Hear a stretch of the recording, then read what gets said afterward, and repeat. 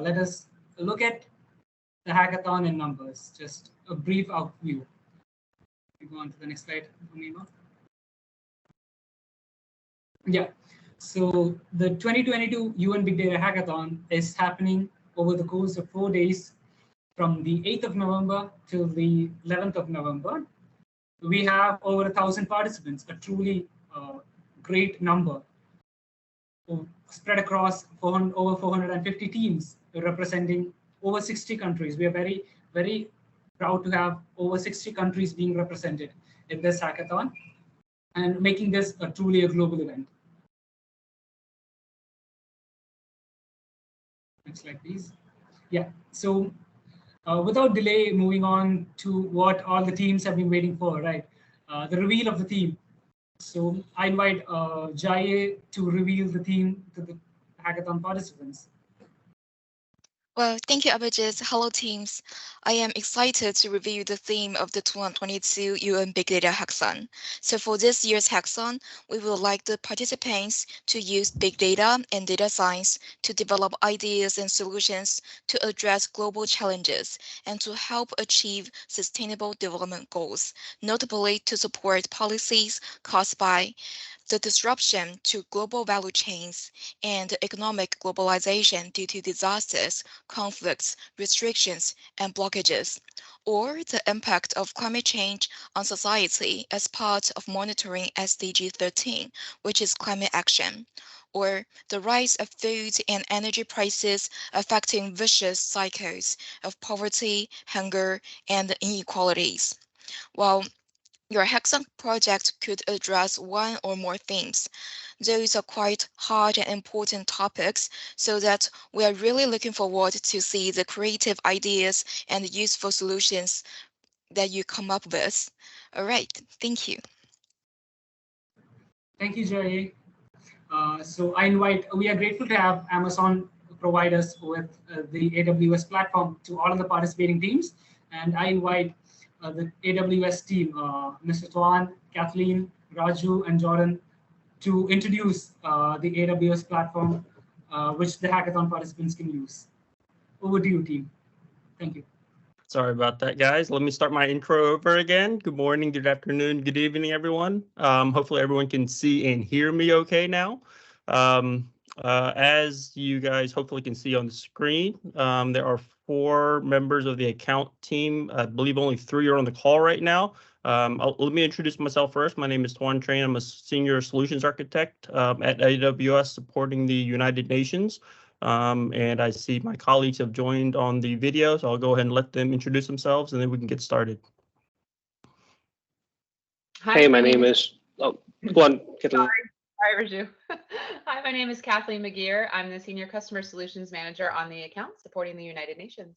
Pleasure to meet you. Hi, my name is Raju Rangan. I'm a Senior Solutions Architect with AWS, also working alongside Tuan on the United Nations accounts. Great. So I know we have limited time this morning. The account team actually has a previous engagement. So I have a few talking points that I'd like to walk through, and then I'll turn it over to Raju. So as previously mentioned, AWS is very excited to be partnering with United Nations and this big hackathon event. We are helping to secure AWS accounts for the teams that would like to use the cloud and the cloud tools and services to be able to crunch the number sets for this big data hackathon. A couple of links that I'd like to share with everyone right now, and we will, I believe, send this out later in a follow-up. But I want to share it with you guys now so we can have it available and also walk through a couple of things. So I'm going to post it in the chat. The very first link I'm going to post out there is a link to the event engine. So the event engine will be the platform that we will be leveraging in order for teams who are participating who want to leverage AWS to be able to log in and access some accounts out there. So that's the very first link. What you'll see when you log in right now is essentially a text box asking you to enter in a team or event hash. What you will receive prior to the hackathon kickoff will be a team hash for each of the teams. I imagine it will be distributed to your team leads, and the team leads will then cascade it down to each of the members. But it will be a team hash. You'll also probably get an email or an update on a URL that will just basically take you directly to this page, along with the team hash already as part of the URL. But the team hash will allow you to access AWS. You'll get a second screen, and let me go through. Actually, we actually have some documentation already. So instead of reinventing the wheel, I will post it out here. If you go through, let me see here. If you open the link that I just sent you, there will be some steps or some screenshots in there specific to how to access. There we go. Perfect. Specific to how to access the AWS accounts once you log into Event Engine. So the very first screen that you see there, if you scroll down a little bit, I think whoever is sharing the screen, yep. So that very first screenshot is the same screenshot that you would see if you would access the first link that I posted. This is the Event Engine login with the team hash. Again, once you receive your team hash, you can copy paste it in here, or if you use the URL link with the team hash embedded, you'll be directed to the next screenshot. If you were to scroll down a little bit more, you will be presented with a screen like this. So the ask here is to authenticate with the one-time password, the OTP, and these would be the same. To authenticate with the one-time password method using the email address that you all provided when registering for the event. Those email addresses will have access to the teams. So what you would do here is you would click on that one-time password link. You would provide your email address that you use to register for the event, and then go to your email account. You will receive a key. With that key, you'll come back, and if you scroll down just a little bit more, yeah, if you scroll down, yeah. So once you have your key, you'll come back to this login page, you'll type your key in, and then it'll authenticate you, and it'll take you to the screen that you see now, which will be your team dashboard. So for those of you who have signed up to be on a team or members of a team, up to 5 members per team, you receive this page. And from this page, you have two options to be able to access your AWS account. If you'll see up there in the kind of the top right where it's highlighted in that light blue, you have one option is to access the AWS console, where you'll have a UX presentation of our services. And then the second option to access AWS is through an SSH key. So for those who prefer to work in command line language, you can access SSH keys, download our AWS toolsets, and then access it from a command line. So you can use it with the Python Boto library, a Boto 3 library, or any other method that you'd like to use with our SDK. One thing that I'd like to call out here is that when you access the account, either method through the UX or through the SSH keys and command line, the resources that you provision and you spin up in order to complete the hackathon does need to remain within the AWS region for which the account was provisioned for you. So in that case, if some teams will be have accounts provisioned out of, let's say, the Singapore region or out of the Mumbai region, please stay within that region and conduct all of your work within that region. See here. I think those are the things I wanted to cover. The other big thing, and I think Raju is going to cover it as well, but we'd like to double up on this, is that the persistence model for data in the cloud. So normally you could keep your data out there for as long as you'd like, of course. In this case, however, for the hackathon event, the accounts will be active for 72 hours after we have activated them. So essentially for the duration of the hackathon event. So any artifacts that you create, any code, anything like that, that you create in the cloud that you need to maintain or like to maintain, please, prior to that 72-hour window expiring, please download that content locally to your devices. Otherwise, when the accounts are terminated, they will be lost and not retrievable. So with that, I know, Raju, 14 minutes left because we both have a hard stop. So I'd like to turn it over to you now. Thank you, Tuan. Some of the things that I wanted to cover are access to the open data on AWS, which is a place where the open data is shared within AWS. You can access those, and I have a link out here. If you can open that. This is a workshop that we have on how to access open data from our platform and then get it into S3, right? So this is the open data platform. This is particularly looking at a COVID-19 data lake. And if you scroll down a little bit, there are instructions on how to list the data in there a little furthermore, and copy this onto a bucket that will be pre-provisioned in your, so where it says bucket name, there is a pre-provisioned S3 on the account that will be provided to you. You just need to copy that name and paste it out here. Then it'll just copy this over to your bucket where you'll be able to access that data. Once you're done with that, you are then able to use, our recommendation is to use notebooks on one of our services that we have called AWS Glue, which is a serverless mechanism of spinning up notebooks, which just means that you don't have to maintain clusters or anything. Can you just open this other link that I just posted, where you are able to then, it walks you through step by step to go and provision a notebook that you can have. And scroll down a little bit, I just want to call out one thing out here. Well, in the second step where it says AWS Glue services role, you will have something called the same name, but instead of the Glue workshop, it's going to say UN Hackathon. So just make sure that you either choose that, or there's another role that will show up over there called team role. For anything that you do, I recommend using the team role itself, because we have also that is the default role in which you'll be logged into these accounts. Not sure if I'm making this too technical, but these are things that you have to configure in order to make this to work.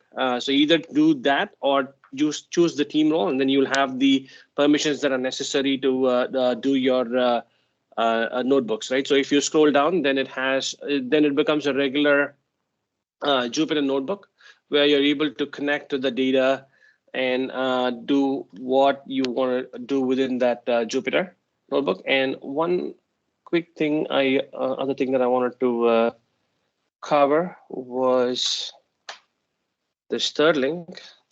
Oops, I just pasted the link, but that's fine. If you can open that third link, it actually walks you through what happens within that notebook. What are the things that you will be able to access, right? So this walks you through how you can actually, this is not anything. Hello, is there a question? I'm sorry, if there's a question, please write it down. Otherwise, please mute yourselves.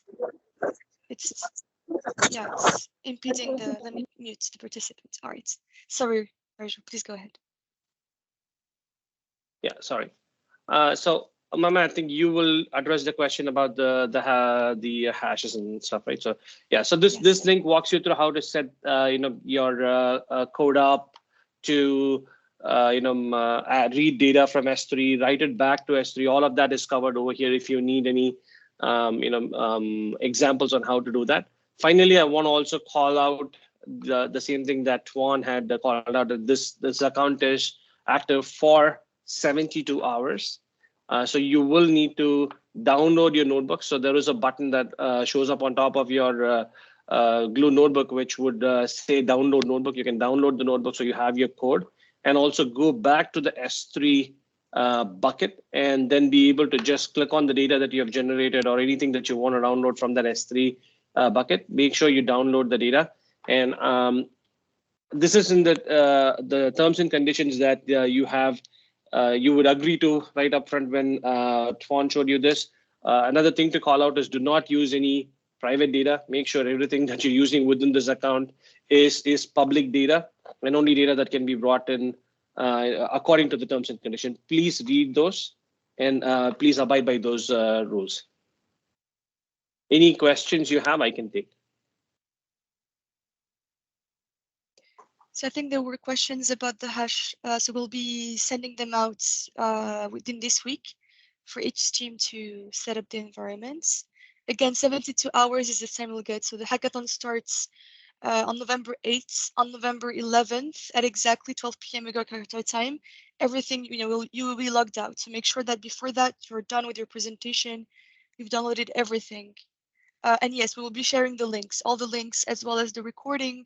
We'll also have all the mentors available on Slack to answer your questions with regards, like if you want to use AWS, then we can answer your questions as well.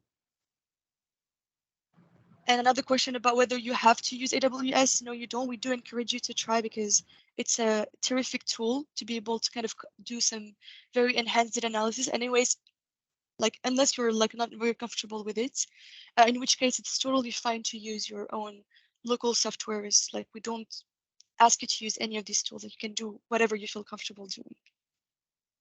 Are there any other questions? Let me see in the chat. Why 72 hours, Raju? I don't know. That's one of the questions that was asked. So that was the time frame of the hackathon itself, right? So I think you mentioned, you covered that, Umayma, that it starts at a particular day and then it runs for 3 days for the build itself. And that's what we are covering. We cannot just open those accounts and leave them open forever, right? So we have to time box it a little bit. That's why the 72 hours.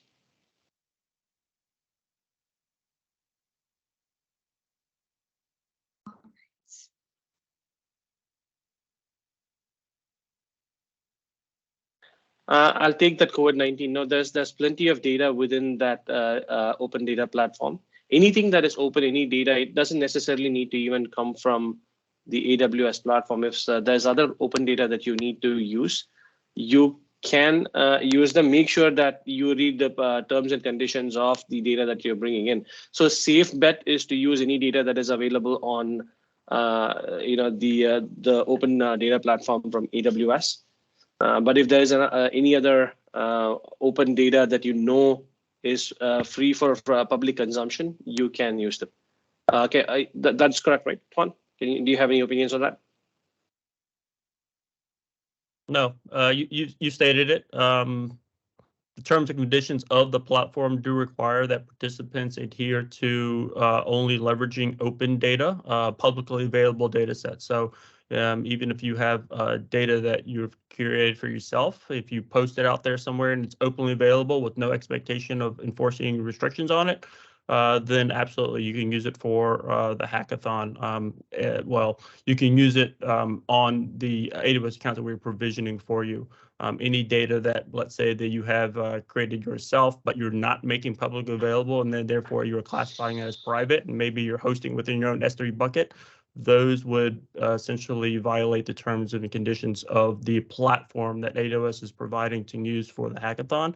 So we do ask that you do not leverage that type of data on the AWS accounts we provision for you. As has previously stated, though, there is no requirement to leverage AWS. So in that case, if you have data of that type of classification, certainly if you have tool sets within your repertoire, within your access that you'd like to leverage, then absolutely feel free to go that route.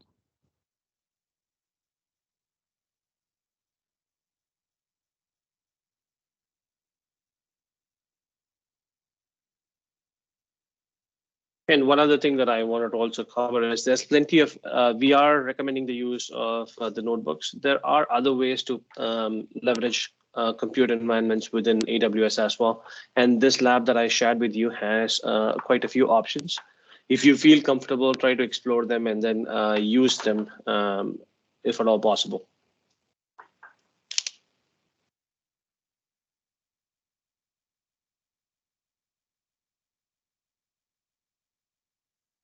There was a question about COVID-19. So that was just an example, Yeruk. We'll create a set of open source public data sets, which we'll make available to everyone on the date of the hackathon. So we'll send you a link to access the data sets. Yeah, so no worries about that. And you can also use any other data set that is not provided as long as it is open source again and not private. whether through AWS or offline, like locally.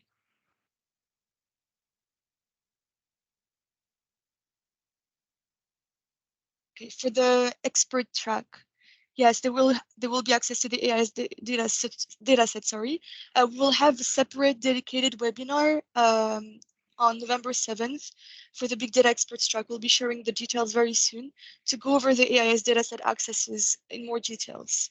So be on the lookout for that for the Big Data Experts.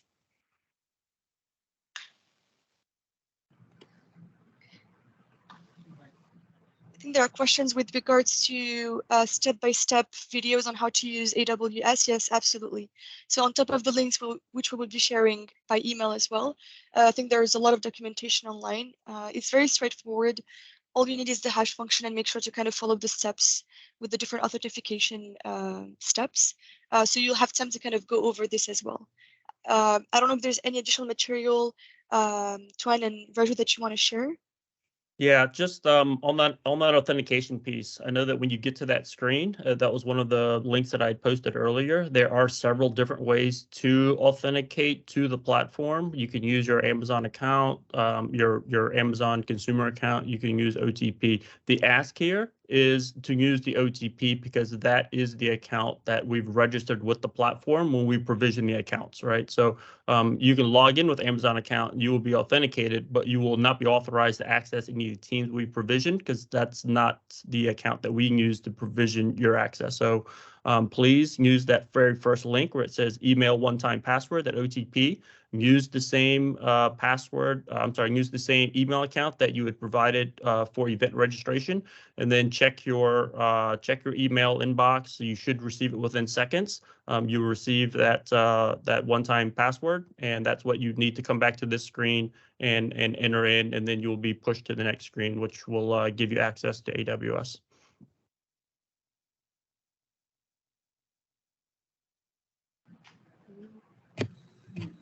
All right, I think if there are any other queries, I mean, you can put it in the chat and we'll try to answer as many as possible. And if you have any other queries, we will be adding you to a Slack channel. You can ask questions there.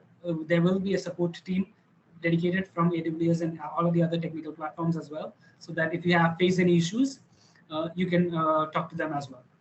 I'll go into the details of that right now in a bit. Thank you. Thank you so much, Raju, Tuan, Kathleen, and the entire AWS team for providing this wonderful tool to all the participants of the hackathon. And it is not a mandate, but we really do encourage you to make use of this opportunity to have a great presentation, a great output. Right. Thank you for that. And I invite Omima to go over. Thank you. What the hackathon entails and what you can do with the themes that have been mentioned. Yeah, thank you again to the AWS teams. We'll be sharing all the details that have been shared during this webinar shortly after, and you'll have plenty of time. There's still 1 week before the hackathon, so you'll have plenty of time to go over the details and make sure that you. Yeah, sorry. Please. Awesome. All right, so now that you've kind of been introduced to one of the tools that we would like to offer you to use during the hackathon, we'd like to go over some of the questions that we've been receiving with regards to how to navigate the hackathon. So you're not lost. Please know that we will be here for you. If you have questions with regards to the platform, if you have questions with regards to the data, if you have questions with regards to analysis, there will be mentors supporting you almost 24/7 on Slack. We'll be sharing the link very soon here, and we'll be going over the details of the channels on Slack. So don't worry. If you have any additional questions, you can also reach out by email. We'll make sure that anything that we provide you with, you have no issues with. So with that being said, we also wanted to kind of give you a thorough overview of how to navigate the hackathon. And we'll go over 3 steps. So the first step is, how should I go from the theme to asking myself the right questions to answer? The second thing is going to be, what am I expected to deliver? And the third thing is going to be, what are the final deliverables? All right, so starting off with the guiding questions. So I've seen a couple of questions on the chat with regards to the theme, what am I supposed to do? Can I discuss a particular topic? The answer is, as long as you answer and your topic is in line with the theme, you can really work on anything, whether something very specific or something a little bit broader. The question here is really to keep in line with the theme. And again, the theme is with regards to how do disasters, conflicts, wars impact the economy, how does climate change impact society, and the third one is with regards to food insecurity and energy as the prices increase on these, how does this impact vulnerable communities? So it's very broad. You have 3 very good topics with a lot of data and with a lot of insights, and we encourage you to kind of think about innovative ways, and you have 1 week to do that before the hackathon, innovative ways in which you can answer part of this problematics. So these are examples. Again, we're not asking you to follow these questions, they're just examples. As you brainstorm with your teams, you can, for example, answer this question on the first theme, given disasters, conflicts, war, restrictions, and blockage, how can big data be utilized to measure the impact of such disruption? For example, what was the cost of the shipping to the shipping companies and customers when the Suez Canal was blocked? So this is one of the questions that you can answer if you'd like to kind of go over it. And this is kind of the type of questions that you can think about for the hackathon. With regards to the second sub-theme, for example, a potential topic can be what are the impacts of the drying up of rivers around the world on the economy, environment, and society? And that perfectly answers the theme on climate change. And lastly, if you want to kind of work on food insecurity and energy prices, then one of the questions that you can ask yourself is, how can we monitor vulnerable populations that depend on imports for the foods and their energy, given the increase in the prices and the supply limits due to widespread restriction on exports? And I think this is, a question that is very actual, and a lot of communities are suffering from nowadays, and especially at this time. So this is also something that you can try to answer using the different data sets that are public and open source. Again, these are just guiding questions, and this is like just the starting point for you to have the best experience for the hackathon. So once you know exactly what the topic is that you want to tackle, the next step is to think about what is the formats that I want to kind of use to be able to put together an innovative solution. So that brings us to the deliverables. So as part of the hackathon, again, you need to address the theme, and we'll give you a reference database with multiple data sets. But again, you are encouraged to use any public open source data set that is not available and that you're comfortable using or that you want to explore. There are basically different ways in which you can think about the deliverable. So you can either produce an analytical report. We'll go over some examples after this. You can also work on a dashboard, for example. You can put together a presentation with statistical insights or data insight in general. And you can also develop advanced machine learning algorithms. It's really open, as long as it's, of course, something that is data-driven, analytical. You can really develop any data product that you might see fits. And again, we talk about prototypes because we know that in the course of 4 days, you're not going to be able to have the best output out there. So please do not, just abandon the hackathon because you don't have a perfect product. We are not looking for a final product. We are looking for a prototype.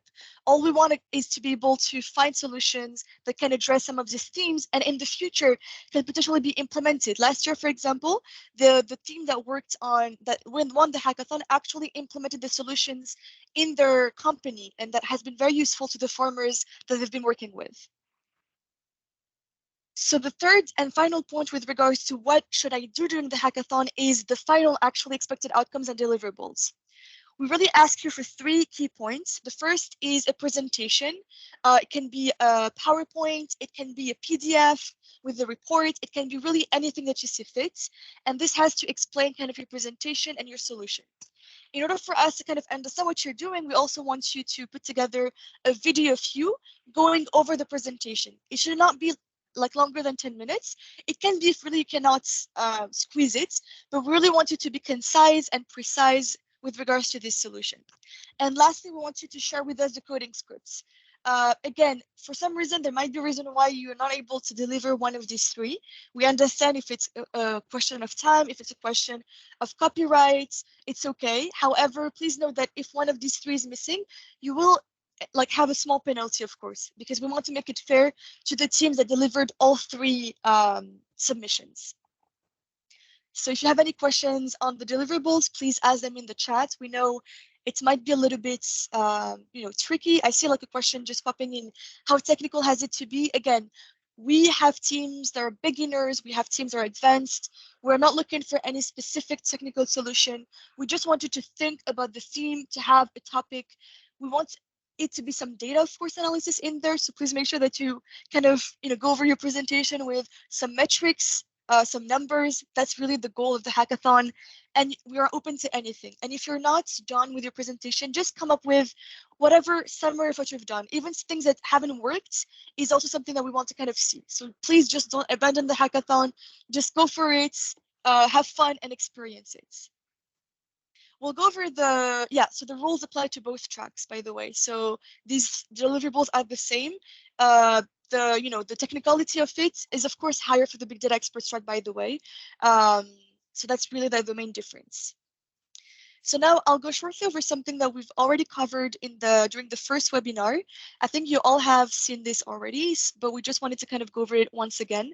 And this is with regards to kind of examples of outputs. To kind of be more precise, so we asked you to deliver a prototype of a data product, and we went over 3 examples.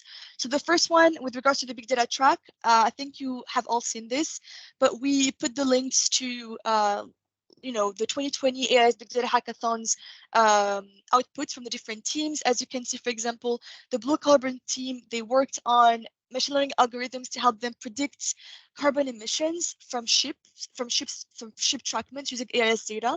And from these predictions, they were able to map out a dashboard where they were able to kind of see, oops, sorry, I think it opened the whole thing, fortunately, but I mean, you have access to this. So unfortunately, I think the video is not working. But yeah, like going through YouTube, you'll be able to see how they developed their solution, and they've been able to map it out on an interactive dashboard for which they're able to basically focus on certain regions and see how the different carbon emissions look like in these regions. So this is, again, we're not asking you to do the same. This is just like an example of what was accomplished. All right. So that's from the Big Data Experts track. There was another team that was a student winning team, actually, that kind of went over very detailed analytical reports analyzing the impact of COVID-19 on 3 major sectors: commodities, bulk carriers, and trade countries. And again, you have access to the link of their videos where they explain thoroughly what they've been doing with the data. And the feedback then was COVID-19 impact on shipments, basically, and ships.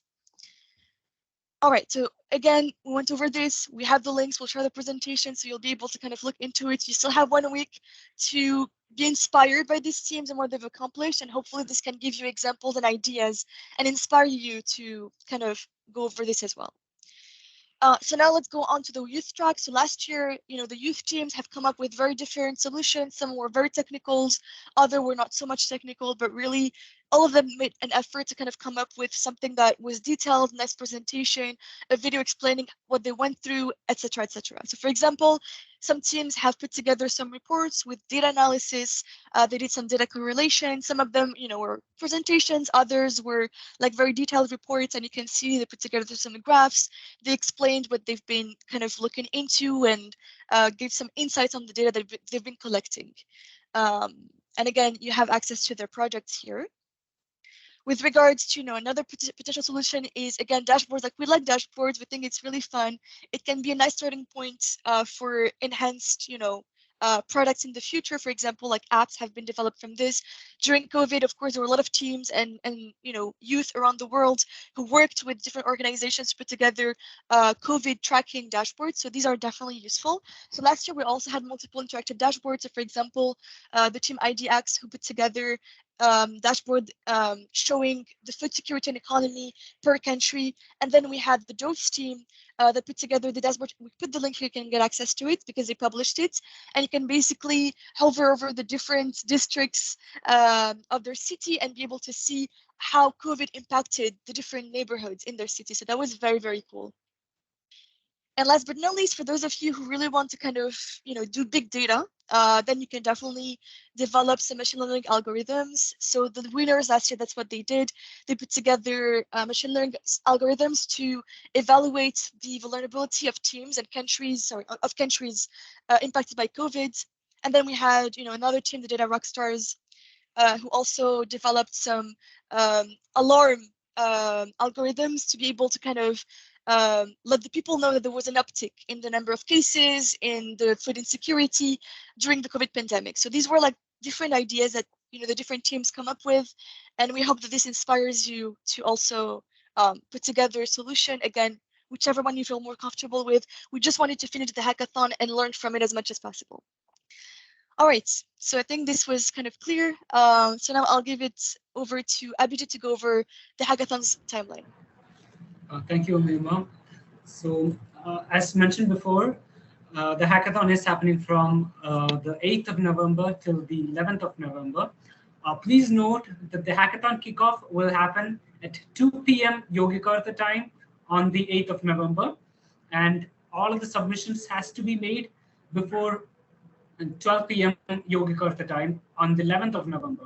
So please make sure that you are aware of the timings within your time zone as well, so that you don't miss out on the kickoff or the submission, so that you don't extend over the deadline.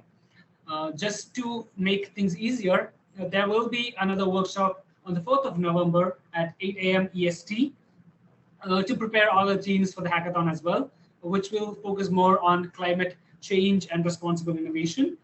There will also be another webinar just specifically for the Big Data Experts track on how to use the UN Global Platform and the AI's datasets on the 7th of November. We will give you the details of this very soon. So please stay tuned for that. And the winning teams will be announced by the 15th of December. So make sure that you follow the website, the communication channels, and even the social media during the dates for the announcements of the winning teams. And you can join the mailing list given in the slide as well for any update regarding the hackathon as well. So yeah. So please make sure that you don't get confused over the time zones and the timings of the submission and the kickoff. So please make sure that you are aware of the kickoff time within your time zone and the submission time within your time zone as well. Thank you for that. Could you go for the next slide, Amina? So yeah, just a bit of the context about that workshop happening on the 4th of November. We will be we'll have a workshop in collaboration with the Earth Hacks, which is Earth Hacks is environmental justice hackathon group, an organization which conducts a lot of workshops and organizes a lot of hackathons as well. So the workshop is designed to help the teams create a better solution in line with the themes of responsible innovation, the climate crisis, and the themes of the hackathon as well. So if you can, please make sure to join this the webinar as well. We will be sending out the joining links for the workshop very soon, in the day of two. Yeah, could you go to the next slide? Yeah, so as a lot of questions has been asked, the main communication platform for the hackathon will be through Slack. So if you don't have it downloaded, please download Slack as well. You can join the channels by the link which is embedded in the chat. I will copy that and paste in the chat as well. You can use this to join the Slack channels. There will be different channels, specific channels like the announcement channels where all the countdown on any of the important information regarding the hackathon will be posted. You can use the data channel to share useful data insights or data sets with the other participating teams as well. We encourage you, if possible, to share a lot of open public data sets. We will be sharing with you some of the public data portals and some public data sets as well. But if possible, you are encouraged to share data sets with other teams as well. There will be a specific technical issues channel as well regarding any technical issue that any of the participating team will face regarding the platform or any other issues that you have. You can approach the technical channel. We will have mentors from all the platforms, AWS, UNGP, even S3, so that any technical issue that you face, we will be able to provide as solutions as quick as possible. Any other question, also you can put it in the submission questions as well. You can put it in that channel, and mentors will be able to answer as much as possible. We have already a diverse group of mentors, from data scientists to economists to mathematicians as well. A diverse group of mentors who have already signed up to help you out, to help all of the teams out during the hackathon. We will also have a lounge channel as well, where you can just relax and get to know other participants. You can network a bit you can relax a bit and chill a bit as well. All of the teams will be divided by region and added to the regional channels as well, so that it makes it easier for the mentors. So there will be mentors from the specific region within the mentor regional channels as well. And the mentors will be available from 8 a.m. till 6 p.m. within that region's time zone. The big data experts will also have a specific dedicated Slack channel where you can ask questions regarding the big data sets or any issues with the platforms as well. The teams are also encouraged to create their own private channels to work collaboratively using the functionalities of Slack. And we actually encourage the teams to support each other teams as well during Slack anytime. If you see that any of the questions have been left unanswered, hopefully there won't be, but if you see any questions like that, the teams are welcome to support each other as well. And we encourage this. And yeah, as mentioned before, we will have mentors from different regions on the teams, on the Slack, so that as much as questions can be cleared as quick as possible. Yeah, so please do join the Slack. We will be putting up the link in the chat, and you can use the embedded link as well within the slide. We will share the slides and the recording of the webinar as well. Thank you.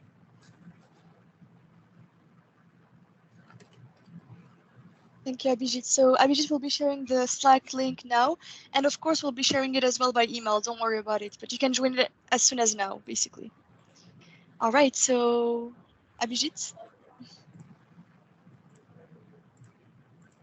Yeah, so we also have with us, all the big data expert tracks will be able to access the UN Global Platform and the AIS data as well.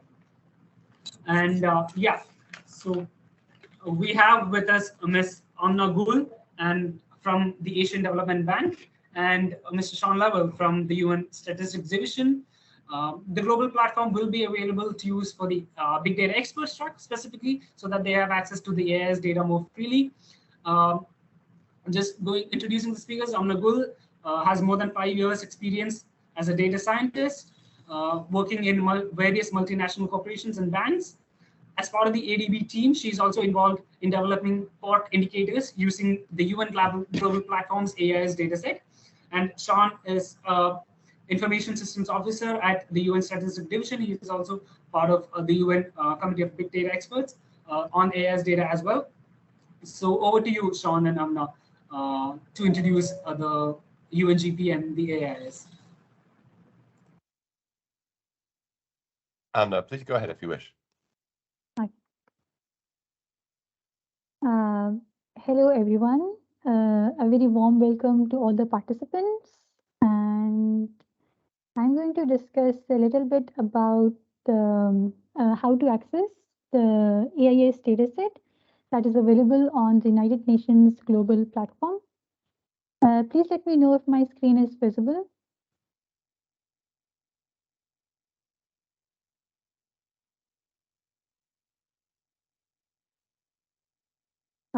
Hello, is my screen visible? Yes. Yes, go ahead. Okay, please. Thank you. Here is the agenda that I plan to follow. So let's begin. First, what is UNGP? UNGP is a collaborative environment that is using AWS cloud technologies in the backend. From data science perspective, UNGP offers access to Jupyter Hub and GitLab over the web. It supports Python, R, and other programming languages. The AIS data is stored in S3 buckets on UNGP. Now let's see how do we connect to UNGP's Jupyter Hub. For that, you will be given a web link and an API key soon. The web link will take you to this page where you will enter the API key, press the start button at the bottom of this page, and that's it. You will be taken to the Jupyter Hub homepage. The very first time when you would log into the Jupyter Hub, you will be directed to this launcher tab. From here, you can choose any of the kernels for your Jupyter notebook.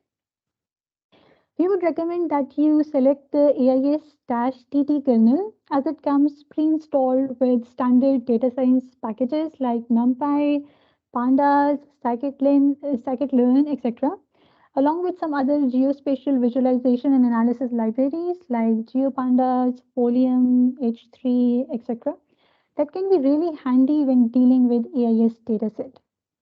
To view a list of all the libraries and packages installed in this kernel, you can always run the pip freeze command. And if there is a package that you need but you don't find it in this kernel, you can always install it using the pip install command. So after selecting a kernel of your choice, you will arrive at this screen, which is basically our very own Jupyter notebook. One very important thing to remember here is that it takes approximately 4 to 5 minutes for the Jupyter kernel to initialize properly. So please make sure that you do not try to run any code during this stage. But how would you know that the kernel has initialized properly? For that, there are two indicators on the screen that can tell you exactly this information. The first indicator is on top right-hand side corner beside the kernel name. So please wait until it turns from a solid circle to a hollow circle. The second indicator is on bottom left-hand side corner beside the kernel name. When the status of the kernel changes here from initializing to idle, this is how you know that the notebook is ready to run and you can start typing and running your code. So, okay, we have covered the first two items in our agenda list. So for the next three items on the agenda list, I was actually hoping to go through a Jupyter notebook that I've created, but I don't think we have a lot of time left. So I'm going to skip the demo and just give you a brief overview of what I was going to discuss. And the reason I'm skipping it now is because we are going to discuss this in detail on November 7th. Right. So before moving on to how to reading AIS data from UNGP, first let's discuss a little bit about the data architecture. The AIS data that is available on UNGP is stored in the form of Parquet data format at the following location. So everything under the prod directory here is one big Parquet file partitioned by year, month, and day. And the dates that are available range from December 1st, 2018 till the present day. So to read the AIS data, we are going to use the get AIS function, which resides in the AIS package in a GitLab repo. And we will share the access to the GitLab repo with you soon. You can also, of course, write your own functions as well to read the AIS from UNGP, but we will highly recommend that you use the get AIS function as it is optimized for many of the backend operations. Right, so using that get AIS function, we can retrieve data for a single date, for multiple dates, for a range of dates. We can filter that data based on specific columns. We can filter that data based on specific MMSIs, that is the unique identifier for a vessel. And we can also filter data based on a geolocation using the same get AIS function. So it is a very handy function to know about. Of course, using the Jupyter notebook, there is an option to okay, so one thing that I should mention here is that the output of this get AIS function is a Spark data frame, not a Pandas data frame, but you can easily convert it to a Pandas data frame using the Pandas to Pandas function. And you can also store any of your results or data sets, process data sets on an S3 location, which will be shared with you. And you can also use the S3FS library to easily read and write data to the S3 location. You will be also given an option to download small data sets to your local machine. The word small here is very important here because you would not be allowed to download large data sets, but only small data sets would be allowed to download on your local machine. And one thing that I would like to emphasize here that once you are done with your work in the Jupyter notebook, please make sure that you stop the Spark instance that is currently running, the Spark session. And you also shut down all running kernels to save system resources and costs. Right, so that is That brings me to the end of my presentation. Thank you all for listening. Over to you, Sean. Yeah, hey, thank you so much. I just want to say that was a great introduction to the platform.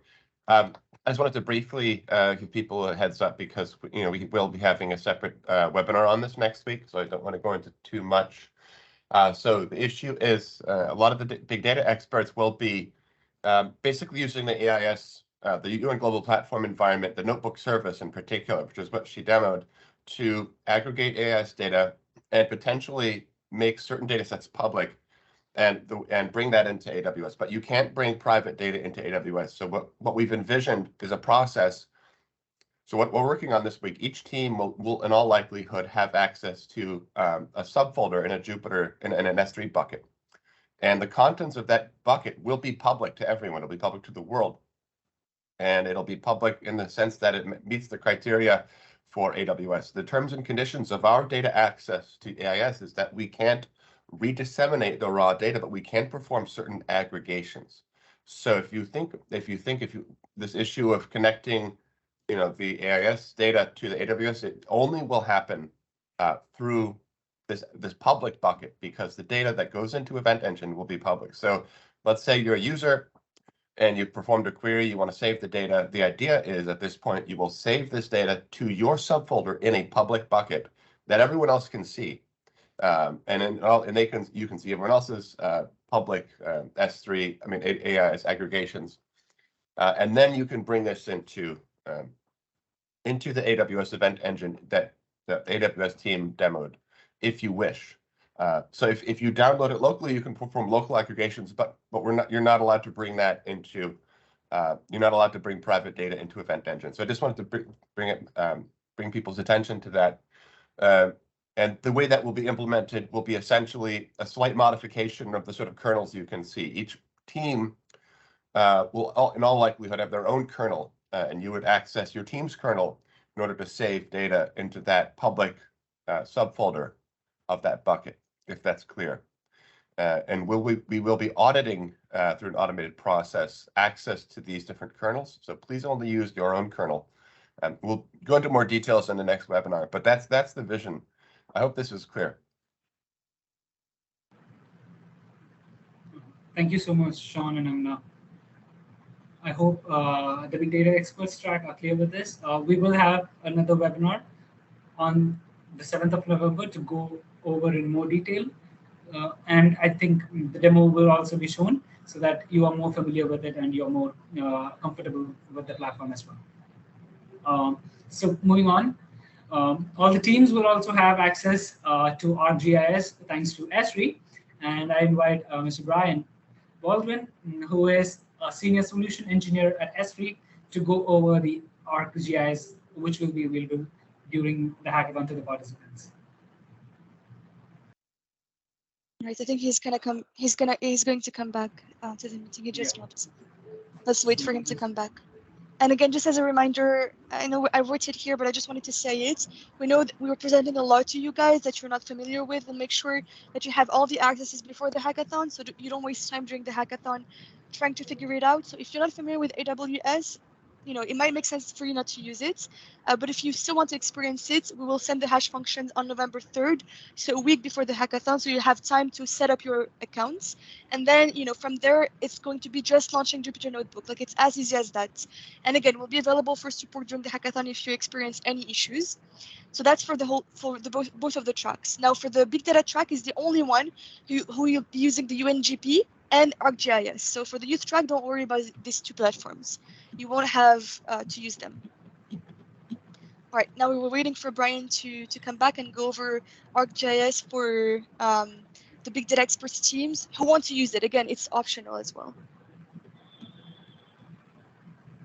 All right, I think we can see your screen, Brian. Yeah. All right, can everybody hear me now? Yeah, wonderful, yes. Thank you. Okay, great. Sorry about that.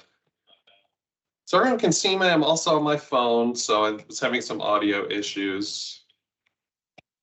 And I'm really excited to give a quick introduction to what Esri is and what ArcGIS is and how you can use this tool for the hackathon. So first, Esri is the world leader in GIS, or Geographic Information Systems.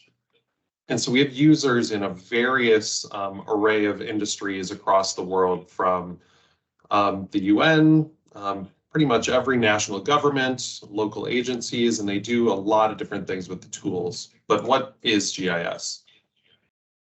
So I'm really excited because there's a wide array of things you can do with this technology if you want to, from just doing simple mapping and visualization. Through the chat, I've watched a lot of people talk about different dashboards or creating applications, some ways to kind of present your information. Or if you even want to do some really deep analysis, including machine learning tools or image or object detection, all of these different options are part of the platform. So I think the best way to show some of this is just to give a couple examples of what is possible and what the tools allow you to do. So I have up on my screen a dashboard. So this is a dashboard that shows COVID cases across the world, and this was built out by Johns Hopkins. And the framework is something you'll have access to, and it's just a configurable application to be able to build and configure applications to present spatial data as well as any other attribute information you might have. And I will drop this link into the chat in a minute. And this is an example of an array of different applications that are built out by users. So it gives you a good snapshot of what's possible. There's another application that is called Experience Builder. So this one as well is configurable, and it's a framework where you can load any kind of information into. You can provide different filtering tools, different options for presenting your information through the UI. And you can see up on the top, if I click Investigate, the tab will now go to a filtering application. So this again is a configurable framework to be able to build out and present information that you want throughout the hackathon. So different ways to get a visual presentation of the material and also allow users to access that underlying data. Like the dashboards, there's also a gallery. So I will provide a link to some of these other examples of Experience Builder applications. And then one of the ones that any group in the hackathon can end up using is something called a story map. So this is an example of one called Great Wetlands of the World I have up on my screen. And as I scroll down, it just has images, text. So I could see this as a fantastic way to use for your deliverables, especially the presentation. And as I scroll down, you can see in the screen here, there is a map. But this is actually not just a screenshot. This is an interactive mapping application that's giving a three-dimensional view of this area of wetlands in Siberia. And so this last thing is called a story map. And so I'll drop this link into the chat as well. It shows different story maps that applications, organizations across the world have built out to share their stories. And then lastly, I wanted to share a couple resources that you can start using for this as well. One of them is something called the Living Atlas, which just provides a lot of data. So if you're looking for current weather information, or if you're looking for imagery, census information, there's a lot of real-time data on here, historical information. Some good examples might be this world imagery layer, or information for world cover in classifications. So here's wetlands. So I'll drop this link into the chat. All of these data sets can be used combined with the other platforms that you might want to use. Probably one of the best starting places for people that are curious about what ArcGIS and what these tools can provide you throughout the hackathon is this list of resources, which are just free lessons that are open and available. And as I scroll down here, you can see that there's a wide array of things. And if it's a group and you just want to look at building out a dashboard, you could come up to the filter over here and look for and just filter this to just show those dashboard applications. And then right here, there's a 15-minute lesson that shows you how you can go through and configure and get started with some of these tools to build a dashboard. So that's a great kind of getting started resource. Or if you're a group that wants to dive really deep with machine learning and ways to classify imagery, you can see here we have a quick example of assessing burn scars using notebooks. So using Jupyter Notebooks just hosted right up in the ecosystem you'll have access to. And lastly, I'll send this link into the chat that has all of the documentation for our developers frameworks. So we have web APIs, there's mobile APIs, there's desktop tools, and there's also all the configurable applications that I just showed that are available. So you can use some of the frameworks that are available just to configure an application or present information, or you can dive a lot deeper than that if you want to and actually build out a configured and custom application using some of the core code. I'll drop a video into the chat as well that provides some of the same background I just provided here that kind of shows you how to get started, how to get up and running, what the tools provide. And with that, I'll turn it back over to the moderators and I'll drop all those links into the chat just to make sure everybody has access to those. So thank you so much, everybody. I'm really excited to see what you all end up building out. Thank you so much, Brian. That was quite informative. And as mentioned before, all of the big data expert tracks teams will have access to our GIS. So we are very excited to see the visualizations that you will be coming up with.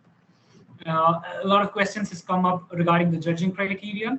So I invite Jai to go over the judging criteria that we will be using during the hackathon. Okay, thank you, Abhijit. Now let me introduce the jury selection part. So for this year's hackathon, we would have 5 jury criterions, which are theme, innovation, methods, presentation, and visualization. Firstly, for the criteria of theme, we would focus on does the team develop a solution that is in line with the hackathon's theme? Is the solution realistic and scalable? The score weight of the theme will be 30%. Secondly, innovation.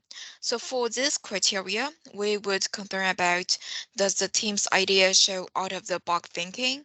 Is the team solution groundbreaking? Its weight will be also 30%. Thirdly, methods. We would evaluate the projects by whether the technology behind the idea is impressive or not, and does the team solution use any new methods. The score weight of this criteria will be 20%. Next one, presentation. Well, we would evaluate this by how well is the project presented, and does the presentation make the idea more appealing or not. Its weight will be only 10%, but the price of the best presentation will be selected based on this score. And the last one, visualization. For this criteria, we would mainly focus on how well has the report's data visualization been done, and its weight will be only 10% also. Meanwhile, the price of the best visualization will be selected based on this score. So apart from scoring from those 5 dimensions, we would also have some penalties.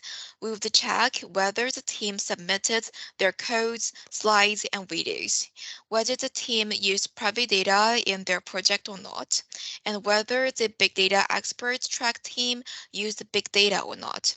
Well, I hope this introduction of jury selection rules will be helpful for you. Next, I would like to give you some quick last advice for this hackathon. So number 1, have a good communication strategy with your team, especially for big team. It's really important for you to know what your teammates are doing and that everyone on your team is on the same page. Number 2, start populating the slides as soon as possible. Don't leave it for the last day. Number 3, manage your time carefully.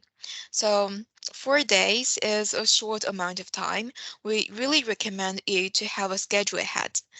Number 5, if you're stuck, number 4, divide and conquer. So each team member may have different expertise. Therefore, we suggest that each of your team members shall work on different tasks and finish regularly so that you can get the best result. Number 5, if you're stuck, don't stop. You could reach out to us on Slack or by email. You can also reach out to our mentor team through each Slack channel. We hope that this hackathon could also be a learning experience for you, so that if you have any question or troubles, do not hesitate to contact us.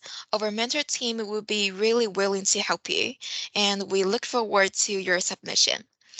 Okay, thank you everyone for today, and we are going to open the floor for questions. If you have any question, please let us know in the chat, or maybe you can raise your hand so that we could give you the word. Thank you.